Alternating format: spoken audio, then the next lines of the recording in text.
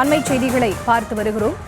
தாவேக மாநாடு நடைபெறக்கூடிய இடத்தில் காலை 8 மணி முதலே வெயில் கொளுத்தக்கூடிய காட்சிகளை பார்த்து வருகிறோம். வெயிலுக்காக நிழலை தேடி தாவேக தொண்டர்கள் அலைவதாகவும் அண்மை செய்திகளை பார்த்து வருகிறோம்.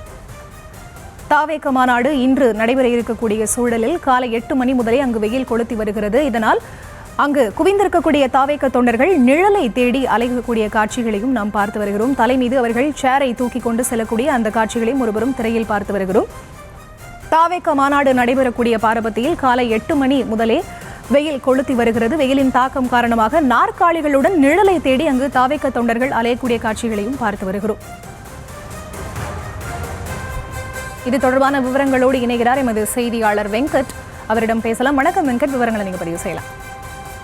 வணக்கம். தமிழக வெற்றி கழகத்துடைய 2வது மாநில மாநாடு மதுரை பாரபத்தியில இன்று நடைபெறுவதையொட்டி காலை முதலே அதிக அளவான தொண்டர்கள் பிற மாவட்டங்களிலிருந்து இந்த மாநாடு திடல் நடைபெறக்கூடிய இடத்திற்கு வருகை புரிந்திருக்கிறார்கள். அதாவது அந்த மேடைக்கு அருகே முன்புற இறக்கைகள்ல இடம் பிடிக்க வேண்டும் என்பதற்காகவே அதிகாலை முதலே அதிக அளவு தொண்டர்கள் மாநாட்டு திடலுக்கு வருகை புரிந்திருக்கிறார்கள். இந்த நிலையில்தான் 8 மணிக்கே தற்பொழுது பாரபத்தியில கடும் வெயில் கொளுத்தி வருவதன் காரணமாக இந்த மாநாட்டு திடலுக்கு வந்த தொண்டர்கள் அந்த நாற்காலி இருக்கைகளை தலைக்கு மேல தூக்கி நிழலுக்காக நாற்காலி இருக்கைகளை தலைக்கு மேல் பிடித்து அமர்ந்து இருக்கிறார்கள். அந்த காட்சிகளை பார்க்க முடிந்தது.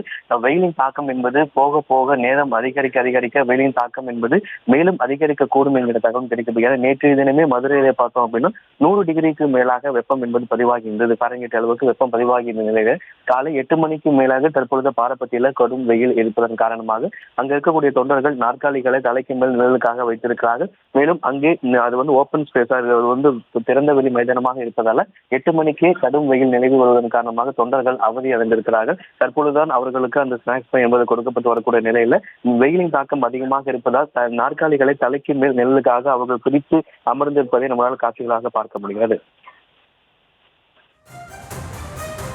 விவரங்களுக்கு நன்றி வெங்கட்ரமணன்.